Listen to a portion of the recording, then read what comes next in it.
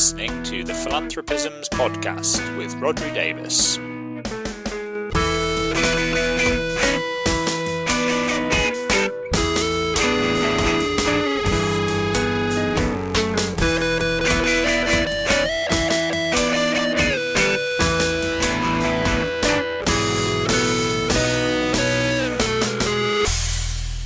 Hello, you're listening to the Philanthropisms podcast.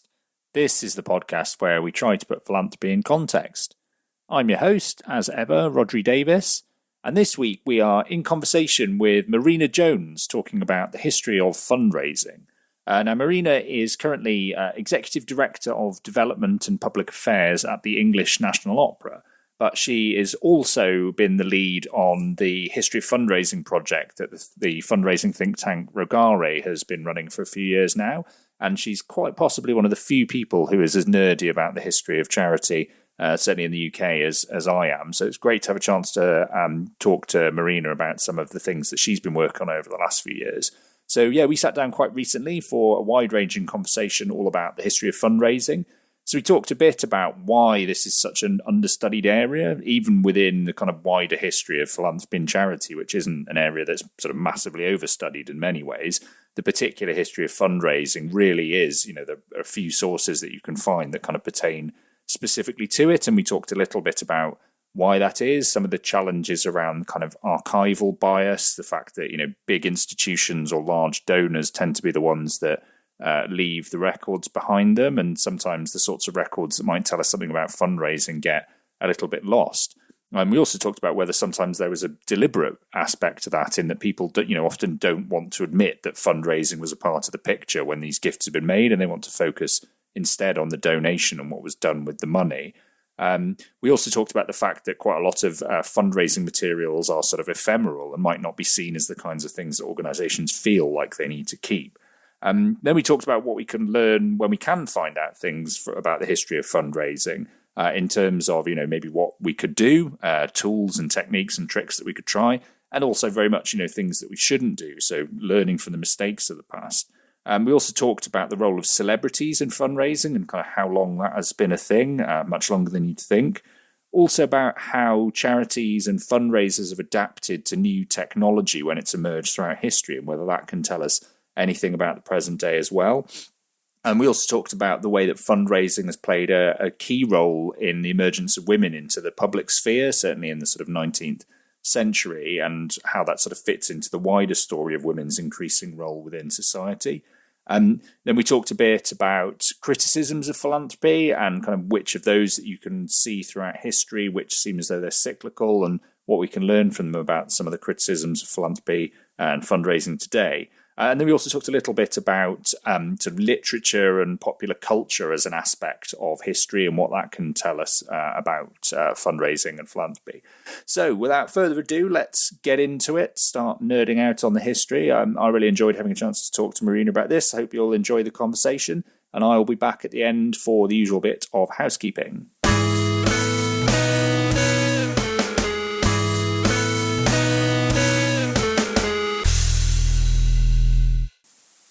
Okay, great. Well, I'm here with Marina Jones. Hi there, Marina.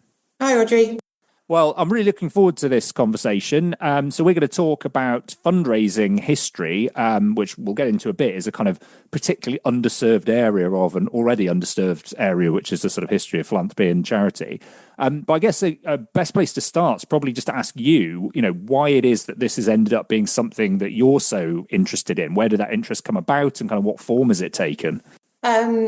So I did a history degree. So my background was in history. And when I did the master's at Kent with Beth Breeze, we looked at the history of fundraising, and it's so minimal. And as a historian, it just made me kind of cross, why do we not know about this? And having worked all my life in fundraising, you really see that reflected in the practice we have as fundraisers. We don't really know very much about our history in our organisation or as a discipline. So that's where the sort of initial drive to find that sort of thing came from. And from doing the MA, then you suddenly find you're in a museum and you see something and you think, oh, look, that's a little bit of history of fundraising. And it might be a quirky donation box or a flyer Or there's a great one at the Imperial War Museum that's the head of a pig that was auctioned for charity. So you see these things in random places, and it just sparks your interest. And then I got involved in the Rogare, which is the fundraising think tank. They're doing a project particularly about why we ought to study history. So not just the history facts, but also how we then interpret that, how we tell the stories, how we perhaps move from traditional X happened, Y happened, and look at bigger cultural and societal issues, but also how we look at the historiography. So in a traditional history way, that might be a sort of feminist Marxist understanding of why these things happened, but looking at what we do and how we tell those stories. So with that project, we really started with creating a timeline, because there's a very kind of reductive narrative of the history of fundraising, but we really wanted to make that a richer, more deeper, more understood thing. So working with a team of volunteers, we put together a very glamorous Excel spreadsheet with lots of entries to talk about that history of fundraising, and we published those and shared those. But we're also looking at bringing those out into themes around kind of charitable controversies and the first time something happened. And what's really been great with that is you're looking and saying, oh, no, we think the first time this happened was like 1980 something. And then you look back and think, no, it wasn't 10, 20, 30 years ago. It wasn't even 100 years ago, although here's a great example of when it did happen 100 years ago. It's actually 1,000 years ago. And we've been doing it this way or for thousands and thousands of years. So I think for me, it's a really interesting in its own right. It's just an interesting thing to look at and study. But as a fundraiser full time, it's a really good way of sharpening your craft, thinking about how you do fundraising, thinking about what's worked before, what people have done when they're building a building, and you need to think about how you're putting that campaign together, or when you're trying to, activate change or influence people. How do you do it, and how have people done it? And I think that's really interesting and inspiring. And you see, an awful lot of things we do now reflected in the past, and the things that we worry about now reflected in the past, and the things that we find controversial now, aren't new. They've been there for decades. Absolutely. And I think it's the same as with the broader history of philanthropy. I think there's, in terms of that value, I absolutely agree. There's the kind of the general sense of how much of this stuff is, if not cyclical, at least kind of often has precedents that we, might not be aware of or kind of underplay. And then the sort of practical side of, are there things that we can find from the past that are worth doing again, or, worth avoiding because they didn't work first time round? And as you say, then also in terms of the kind of, not just the practicalities, but the sort of ethical challenges and some of those sort of deeper questions. There's almost always something to be learned, I think, from how they've been grappled with in the past. On the sort of practical one, what are some of the examples that you've maybe seen in the work that you've done where you've thought, oh, here is something that they tried in the past that, well, either somebody has, tried again in the future and it's worked again, or you thought, why have people not kind of cottoned onto this and, it's worked brilliantly now? I mean, I often think when you're looking at the history of fundraising, you could write a whole how-to guide from the history of fundraising. And quite often it gives us those kind of really good reminders of, this is actually how you've done it. And we've done it for decades, and we understand that's how people think about things. So a really great example is something like matched giving, which there was a big Supercharging Philanthropy report out this week, which really championed, the power of matched giving and really encouraging people to think about that more. And there's scientific proof that matched giving kind of multiplies the amount you're able to get by 2.5 times. And we understand that now in a sort of psychological way with our understanding around behavioral economics and decision science. But the first example that we see in fundraising history of someone doing a matched giving campaign is Pliny the Younger in AD 79. So, it's been around for a really long time, and we innately as humans understand how to try and influence humans. And Pliny writes a letter that he's seen a young boy in his town who's having to walk to another town to go to school. And he's saying, come on, people of my town, we ought to have our own school. I'll match your gifts if you put in with me. And again, using that kind of fundraising formula of that peer-to-peer ask, which we know is really effective. I'm putting the money in, join me in making this gift as well, and join me being a really kind of powerful tool. So I think what I love about that is, it's really applicable now, and it's really provable now in a sort of scientific way when we can see what's happening inside our brains and understanding more about our psychology and how we react to those things. But we've been doing it for decades when we've been trying to have conversations with people and persuade them to give us money. Yeah, and I think it's such an interesting point, because it strikes me still today, one of the things about fundraising as a profession is that when it's done well, you have to be able to do all kinds of things, but and very much one thing is that you need to have an understanding of kind of human behavior and human psychology, whether that's sort of at a professional level or an amateur level. But I guess fundraisers have always had to do that. And actually, as you say, in a way, they've probably known things for hundreds, if not thousands of years that we're only now starting to kind of back up in a scientific way. But actually, the fact that you're the one trying to get money out of people, that tends to kind of crystallize thinking about sort of human nature and what it is that drives humans. So there's probably a huge amount to be learned more broadly about kind of behavioral economics from the history of fundraising. If only we were able to kind of look at it in a systematic way. Can I just add one of my favorite ones that has that kind of narrative going through it? Catherine of Aragon, who was one of Henry VIII's wives, died and was buried at Peterborough Cathedral, and her tomb fell into disrepair during the Commonwealth and Protectorate. Cromwell's troops sort of dug it up and threw it in the kind of cathedral garden, and it was the summer house. It became a pavement slab in the summer house of Peterborough Cathedral. But in the 1880s, a young girl called Catherine decided that a Queen of England ought to be better represented, and there ought to be a campaign to repair the tomb in Peterborough Cathedral. And she started a campaign asking all the Catherines of England to donate a small amount to contribute to this campaign. And it was picked up by the Dean's wife, who was also a Catherine, then picked up by the Duchess of Westminster, again, another Catherine. So it became this big campaign.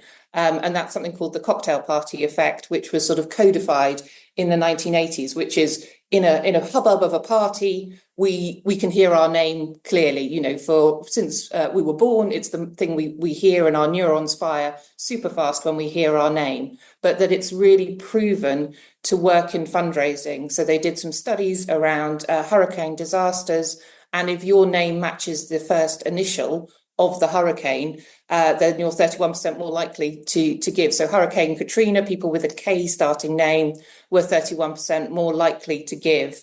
And if you put a name on the beneficiary or the person you're trying to help in your campaign, that's been sort of scientifically proven to show that increase. So I think it's that really fascinating way of understanding how we can do fundraising better, and thinking about how we improve what we do day to day in our work. But from a historical example, when we didn't really understand the science of why our names were so important, we innately know our name is important to us, but it's not something that was codified until 100 years after this campaign, but has really practical implications for thinking about how we communicate with our donors and how we think about the segments we use and the audiences that we communicate with. Yeah, it's really interesting. And it reminds me of lots of examples from the donor side of bequests and sort of funds that were set up where there was some name linkage. So I know there's one of a donor called Green who set up a fund to provide clothing and food for women in the local area, but it had to be green clothing. And similarly, there was a grey one. And there's a one I roll out every Christmas about a guy called Cornelius Christmas in Norfolk, who set up a fund to provide coals and bread for the poor of the local area. But again, you sort of think if his name hadn't happened to be Christmas, would he have picked a different time of year? So I guess, they're individual examples from the point of view of a canny fundraiser, and knowing that that's a link that can convince people to give is really interesting.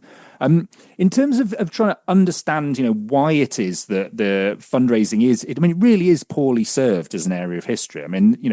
Once you start digging into it, there is a reasonable body of the history of philanthropy and charity, although I think there are still some pretty major gaps. But I agree with you. Apart from the work that you've been doing and sort of various papers here and there are very few sources I can think of that are kind of actually positioned directly as a history of fundraising. And there's Scott Cutlip's book, which is from the 50s originally, I think, and it's almost impossible to get a hard copy of because it's very much the holy grail for me. I still don't have one and I can't get hold of one. But other than that, there's really nothing. And I was really interested in your sense of why that is. Is it just something that people haven't thought was worth studying, or are there kind of other challenges in that the further back you go, the harder it is maybe to define exactly what it is you're looking at, because the line between, for instance, sort of individual appeals and fundraising as we might think of it, where somebody's doing it on behalf of an organization, becomes blurrier because, we don't really have kind of formal charitable organizations back past a certain point, or because so much of it's being done in various ways through the auspices of the church, does it become kind of mixed up with other things? In the work you've done, how easy have you found it to kind of define what it is that you're looking for when you go back into the past? I mean, I think in terms of why it's really poorly studied, I think within a fundraising community, you're often asked to make the donor the hero. And when we're thinking about what philanthropy enables the good to happen in the world, we think about the good that's happened. So we think about the vaccine that was made, the cathedral that was built, the change in the law, the theatre, the arts experience. We think about the results and we champion those things happening. And then quite often, within a fundraising context, you either then thank the donor. So it's because of Andrew Carnegie we've got all of these libraries. It's because of the Ford Foundation that grants were made helping the civil rights movement. We talk about the outcomes that come. We talk about Dolly Parton making a contribution to the vaccine along with hundreds of other people making that philanthropic communication. But we don't then ever ask, well, someone had to ask Dolly Parton to put some money in. There are people there who are organising that behind the scenes. And I think we centre in the narrative the results rather than the process. And that's why I think fundraising often gets hidden. I think also the challenge looking into the past is it's not something we particularly, even now, I would say, organisations don't prioritise an archive of their fundraise material. They would focus on other aspects of their work, other governance or business organisation critical information, but they don't centre, well, actually, maybe we should keep the leaflet from that capital appeal or our friend's leaflet from 20 years ago, because it might be of interest and importance to future historians about how we organised what we did. The Salvation Army is one of the few that has an archive that includes some of its fundraising collections, and I got to go and look at legacy brochures from 100 or 90 years ago to see how they promote it. But most of the time we don't think it's an important part because we're focusing on the outcome. I think the other challenge quite often is, in that church history way, we've got lots of donor records and we've got lots of the people who made the gifts, and we're very good at donor recognition through the centuries, but also lots of records get lost, get burnt. When we're looking at perhaps fundraising around social change, the work of sort of Madam C.J. Walker and Against Jim Crow and racial uplift, there was, you weren't supposed to write things down because you're at threat of arrest or suspicion. So there is also a literacy kind of bias. I suppose we can also go into how, when we're generally talking about the history of fundraising, because we're trying to find things, we're very reliant on literature and paper, and that some cultures and traditions don't have that tradition. So history is, what gets written down by the victors. So that also impacts on what we can find. I think there's a lot out there still to find, which I think is really exciting, because people are particularly looking into archives in a different way and being able to look at it through that lens, or it's written about because it's written about how did we, this cathedral was built. And if you read it through the lens of a historian interested in fundraising, you can see, oh, look, they sponsored a candle. You could sponsor a day's labor. They could sell, and they did a raffle. So you can find these things if you're looking for them in other historical documents. although sometimes you kind of want to shake them and kind of go, but you haven't answered this bit. You've just sort of said, and then they raised some money, and it gets reduced to that level. And you want to say, but how and who? And sometimes you get a really clear sense of, there was this committee and there were, aldermen of the town who were really involved in organising this. And other times, yes, and they got some money and they made a thing happen. Loads I want to pick up on there, but I think that final point you're making there is such a good one, which is, and again, it's sort of, I find this more broadly with trying to read about the history of philanthropy. There is some literature, I guess, when it comes to the history of charity and philanthropy, but it also feels like there's absolutely vast sort of untapped resource of interesting material in other areas of historical study where the people doing it will touch on things that are very relevant to charity, but won't be writing about them with that perspective. And so actually having to kind of find those sources and then read them with the eye of somebody interested in the history of philanthropy or fundraising in your case is incredibly rewarding when you do it. But the challenge of finding it in the first place and trying to sort of sift through this nebulous mass of potential sources is really difficult. I was always interested in what you were saying there a little bit before about the way, I think particularly when it comes to fundraising, obviously there are kind of written archives and there are issues around there being sort of gaps in those and archival inequalities. But it also feels as though sort of material archives are particularly important. And one of the challenges when it comes to fundraising is so much of what's produced is essentially ephemeral and not really designed to last. Have you seen anything kind of interesting in terms of efforts to try and recapture some of that material history and that ephemera? I mean, I think there's something really interesting about the nature of fundraising and that intangibility of, when someone does a face-to-face ask and says, will you join me and will you give me £1 million? There is no way that is recordable, I suppose, and because it is a personal interaction, or the difference that a thank you card makes or a thank you letter. So there is, I suppose, to acknowledge within that there is a bit we can never capture in terms of history. In terms of people who are trying, I think there have been some projects that sort of try and sort of find the missing pieces.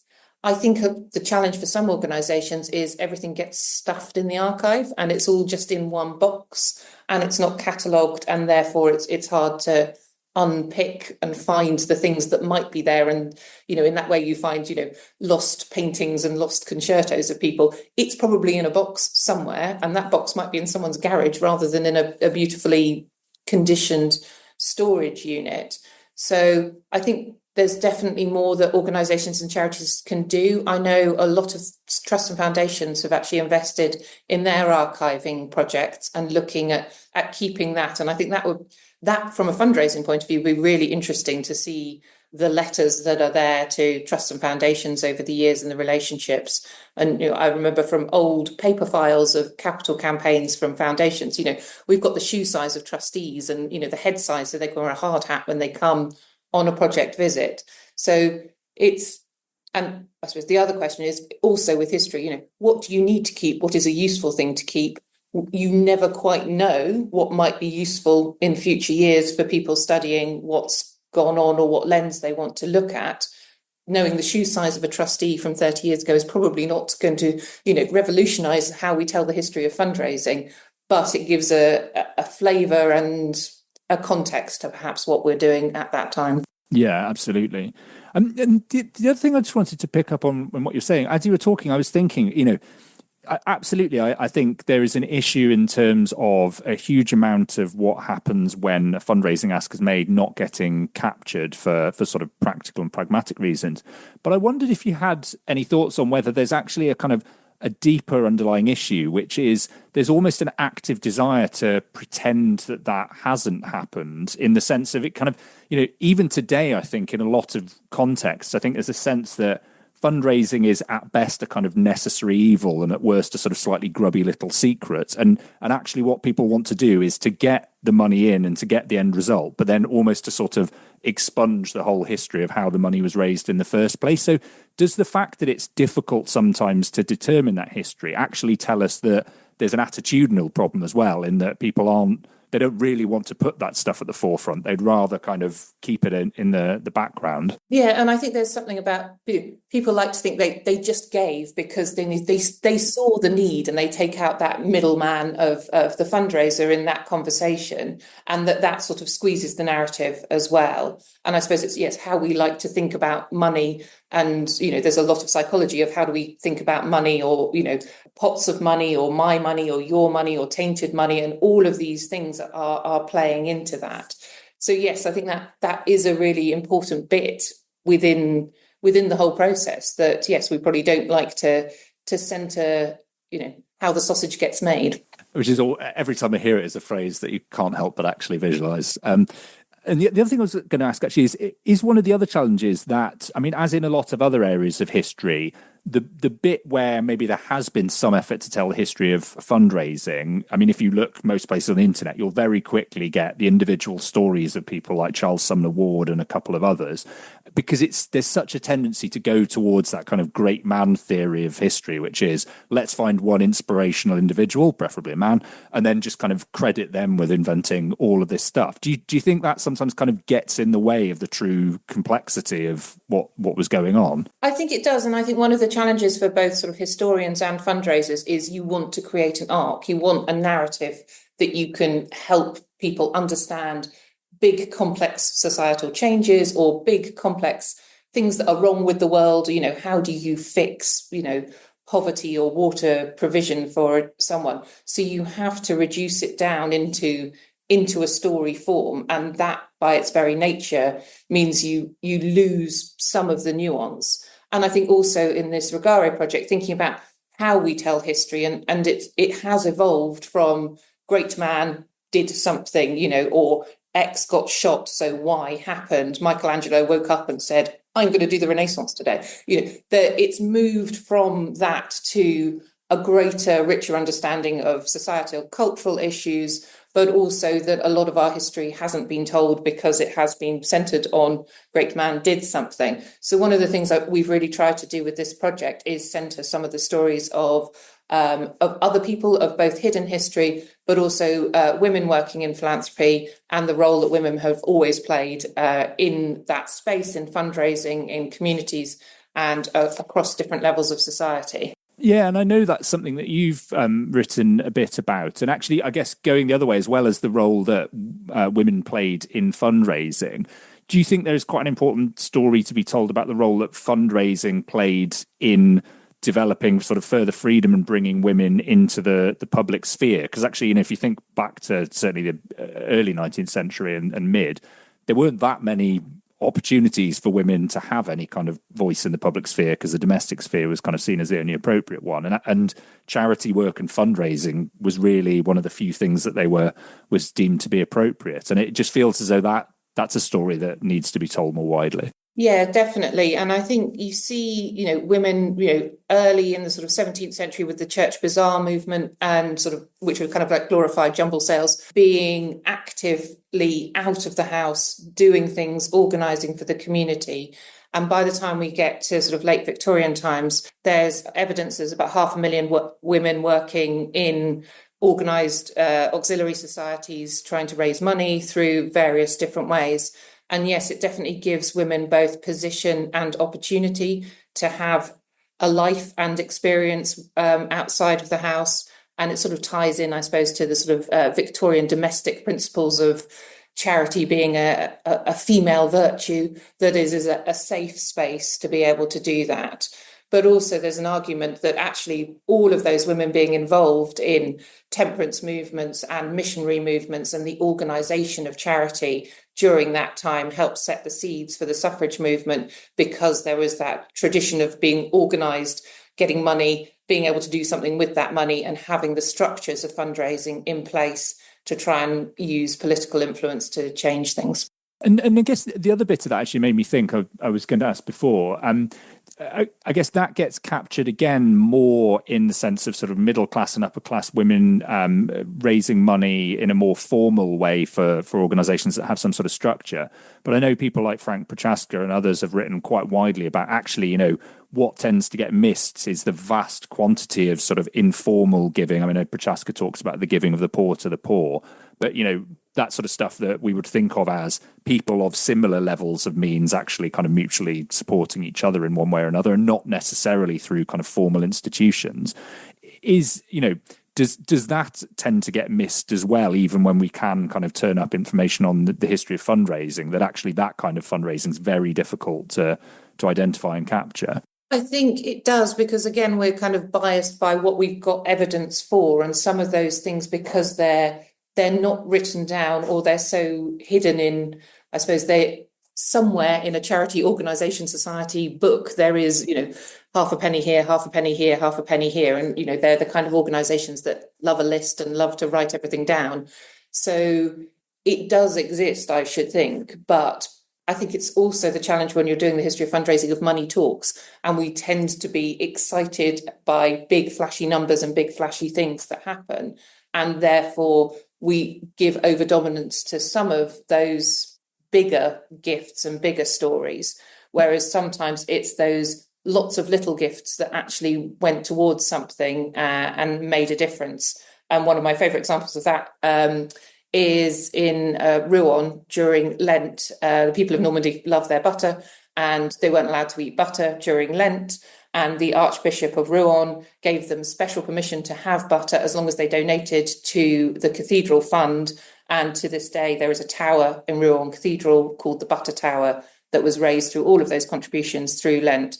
So that kind of collective action, that lots of small gifts do make a really big difference, rather than some bearded philanthropist coming in and doing one big thing. Which I think is really, I think in terms of that overall narrative arc about the history of fundraising, I think, if you ask me to in a hand wavy way tell that, I would probably fall into the trope of saying, oh, actually, the big thing about the latter half of the 20th century is you get the growth of mass giving and fundraising and kind of live aid and that sort of stuff. But actually, it's always there. It's just, it's harder to determine. And it's kind of a later on, I guess, because the technology and the communication technology allowed the people, everyday people and their giving to become more apparent to us, that we just sort of see it more. Which also brings me on to, there's definitely, I think, a couple of really good examples of things that we often might assume to be quite new developments when it comes to fundraising, and actually they very much have kind of historical precedents. I just wanted to talk about a couple of those. One of them is the role of celebrities, because again, that seems very much like, quite a new development, the idea, let's get a famous person and use them for fundraising purposes. But actually, that goes back quite a long way. Have you seen some good examples of that in the work you've done? Yeah, definitely. I think probably a lot in sort of church history and cathedral building. There's a sort of, you get an archbishop in, or you get the Pope in, or you get the ultimate celebrity. Yeah. But those sorts of things, and having them as a royal patron in that soft power way, and that sort of celebrity presence, can really kind of galvanize a campaign. There's a great example from 1813 when the Theatre Royal Drury Lane was being rebuilt, and their fundraising committee, like the board, was sort of slightly struggling, and they were like, well, we need someone really good to come on and really help us with it. Who's like the best person, the most kind of on the art scene? So they got Lord Byron to join the board, and their fundraising just went whoosh. And then that seems risky, but I mean, it could have gone either way. Yeah. But he was in sort of before he. Well, I think his reputation helped. Yes, yeah. It's fascinating, and I know later on. I mean, I was going to ask, because I know the arts and culture is sort of your, certainly with a professional hat on, your area of expertise, and one that you kind of have worked in and continue to work in. And it feels like there's a particularly interesting history around fundraising when it comes to the arts. I mean, both because there's the whole kind of long history of patronage and that form of philanthropy, but also in terms of this question of celebrity. Have you seen sort of interesting examples when we get more into the modern age of celebrity of, actresses or singers and people involved in the theatre and the music hall and the arts doing anything kind of interesting when it comes to fundraising?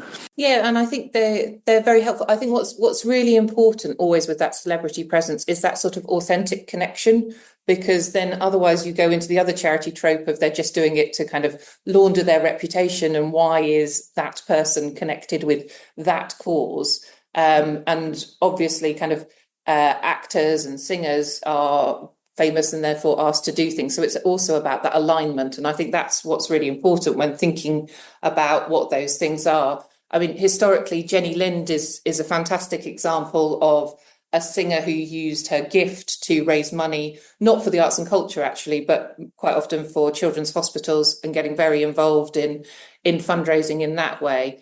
But also with singers, you see it quite often, again, in Victorian times, because of the sort of association with, if you're on the stage, you might have a slightly dodgy home life and perhaps not be the most virtuous, that people used it as again a reputation laundering thing, that if I do a charity concert and I tell my story and I'm doing this, then therefore I'm showing myself to be a good person, both a good person and a good Christian person and a good moral person, that you don't think I'm a lady of the night in other respects. Yeah, well, I think there's certainly something about the way that actresses were written about as fundraisers. I know just something I came across where actresses and their involvement in sort of charity bazaars, it talks about them as, the highway women of charity. And I do think, I mean, it's kind of easy to, laugh at the terminology and think, oh, that's very funny. But maybe, again, it sort of says something more serious about, as women became associated with fundraising, it did also become quite highly gendered, and it's sort of, there's an unpleasant undertone to some of the criticism that's then made, that is very much also sort of tied in with a discomfort about women taking on this greater role in society. And I think, there's maybe a kind of interesting to think about how that plays out even today, because again, there is, I think, sort of all kinds of gender issues in the fundraising profession still, unfortunately. One of the other things I wanted to ask about as well, in terms of kind of new or developments that are thought to be new, we hear quite a lot often when there is a new technology or something out there about how it's being used in exciting new ways by charities for fundraising. Again, have you come across any good examples of how kind of previous new technologies, whether that's the printing press or radio or the telegraph, how charities got on board with that and used it in canny ways for their fundraising? Yeah, there's a great example from Dr. Barnardo's, so the children's home, and with the advent of photography as a new medium that could be used. So every time a child arrived at a Dr. Barnardo's home, they took a before photo and then took an after photo. So you can see, and then they published them as postcards to maximize the profit, and you could sell them to earn more money. So you have a sort of before of a scruffy child with a hole in its trousers, and then a child with a profession and a craft and a trade having been helped. And actually, Dr. Barnardo's he got taken to court because the images were not genuine. They were manipulated because it wasn't exactly as they arrived. So they were staged images. And now, as we have controversy over AI manipulated images and what we're doing with images and how our donors can trust the images that they see, I think it's really interesting that this controversy, was in the 1890s, and we were looking at, if it's not a true representation of the need that a person has, how should we trust you? Do you need our help? Is that something we need to be thinking about? And that we think about that now with the choice of images that we make. There was also controversy over, in Victorian times, the exposure of skin, that you could see, a bit of shin and a bit of elbow in these children. So it was felt to both be exploiting the children and also a false representation of what state they were in when they came.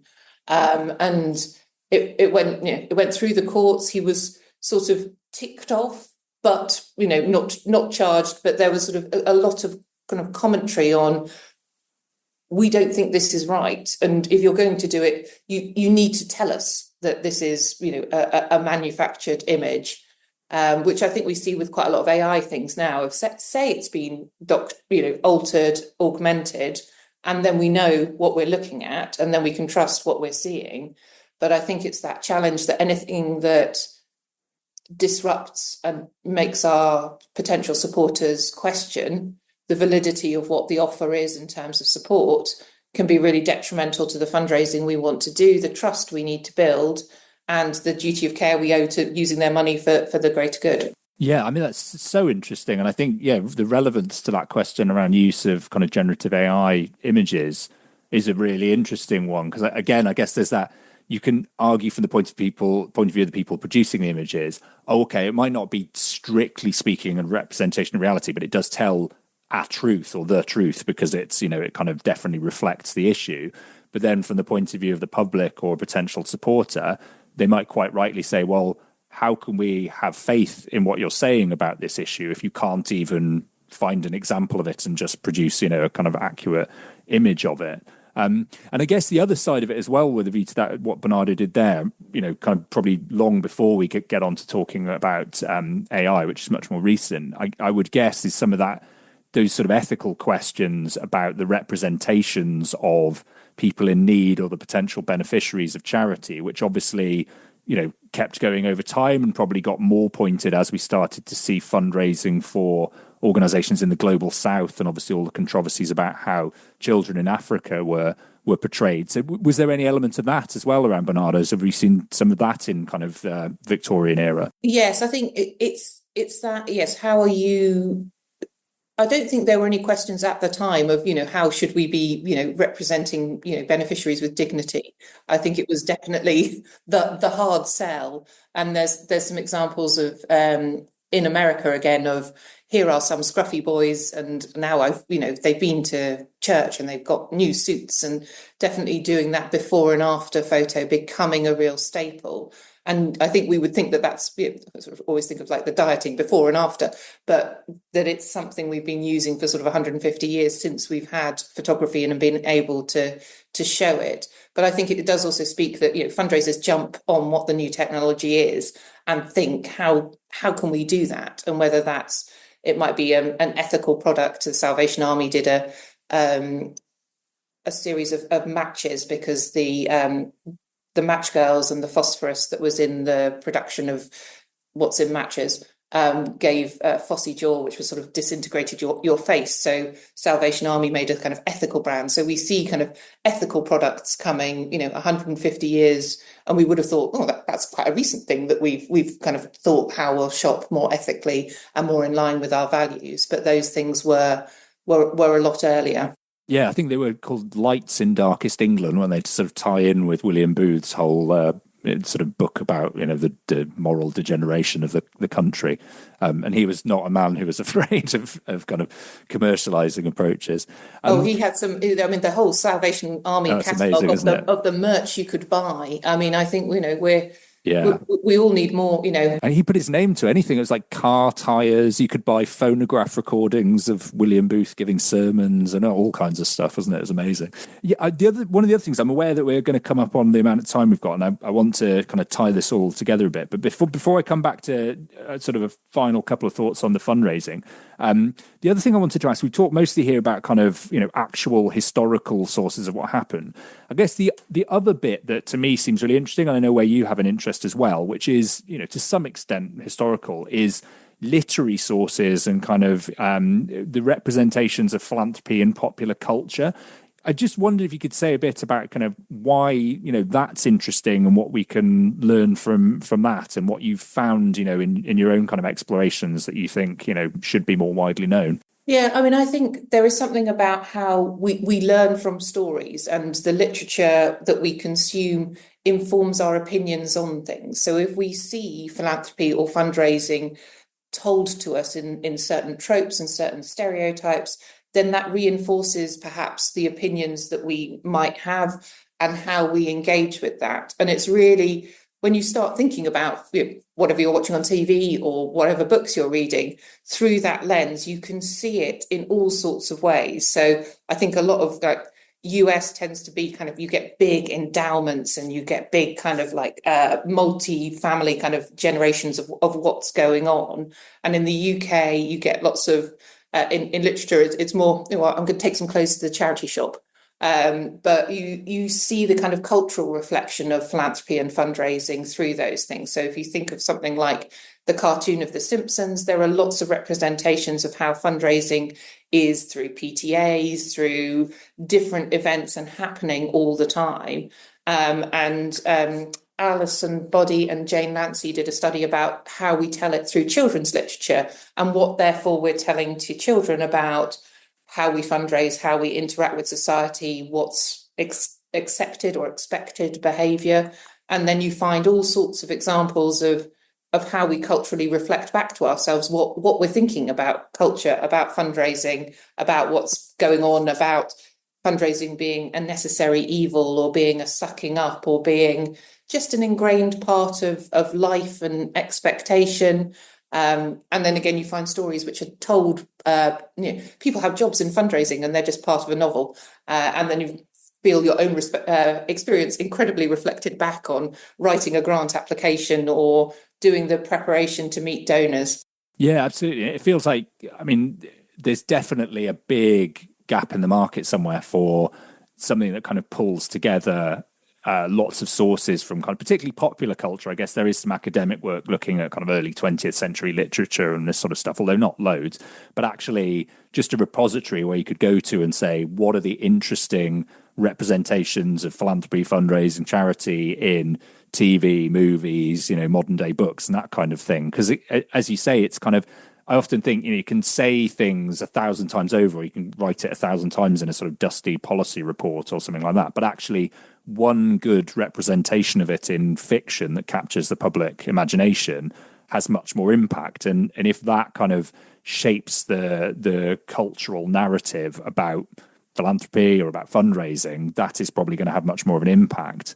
And I guess on that, the sort of the final question I wanted to ask was, often I guess some of those cultural representations, particularly around fundraising, tend to be quite critical ones. And that's, I think the case when you look at the historical sources. So in terms of those recurrent themes that you found looking at the history of fundraising, what are some of those sort of critical narratives about fundraising that maybe we still hear today that actually we can find interesting historical precedents for? People always seem to have complained about fundraising just being annoying or being kind of harassed and about the cost of doing it and all these sorts of things. Yeah, so I think some of it is the same as it ever was. We keep having and coming round, as you said, cyclically to some of these issues around. I think the particular thing of once you're known as a philanthropist, that you're just going to be a marked man and that you're going to be consistently stalked around things. And what you see occasionally is some really bad practice in the past of when people literally followed someone home because they said they'd come to a meeting and make a donation and they didn't turn up. So this fundraiser just went to their house and knocked on their door and followed them home, which obviously we wouldn't encourage that sort of behaviour now with people. I think the other challenge, as always, and we hear it again and again, is that events fundraising of, you're spending all this money to make a little bit of money. And how is that a good use of time and resources? And then I think you look back and you think, how on earth did they do that? They used to parade children through the centre of London as part of the sort of like the foundling hospitals and those sorts of institutions where they were looking after found and adopted children, and that you could buy a ticket to go and watch them walk through the city to see your work and impact, or you could go and buy a ticket to go to Bedlam and look at the people in the institution. So we obviously see a good progress, as well as some of the questions that we keep coming round to. Yeah, absolutely. And hopefully nobody sees those examples or hears about this and thinks, oh, actually, things that we haven't tried for a while that maybe we could try again.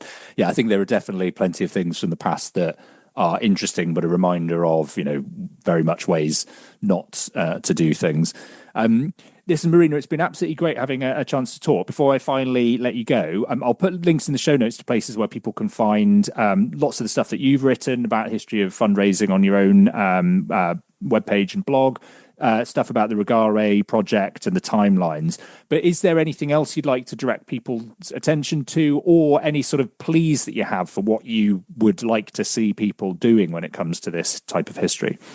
I think it's really important as a fundraiser just to know a little bit more about your own history and think about what you could be keeping for future fundraisers in your organisation, but also how it might help you going forward. Because actually looking at an old appeal might give you inspiration about that founding mission of your charity, which then really connects with your donors and supporters. So I think it's a really useful tool to know your history. It was interesting, I did a benchmarking survey on legacy giving in the arts recently, working with 80 different arts organisations. But there's a real lack of knowledge of even a benchmark of your performance from 4 or 5 years ago. So actually knowing your history really helps you know if you're doing good fundraising now and where you were and where you could be going. So I think it's a really important thing to do to keep your history, to know your history, to explore it, because I think it will connect you better with your donors. I think the other thing I'd say is to look at the Sophie website, because there's lots of other fantastic historical examples there. Great, yeah, and I'll put a link to that in the show notes as well. Just remains to say thanks ever so much for finding time to come on the podcast, and yeah, look forward to seeing lots more interesting bits and pieces about the history of philanthropy and fundraising. Thanks, Roger.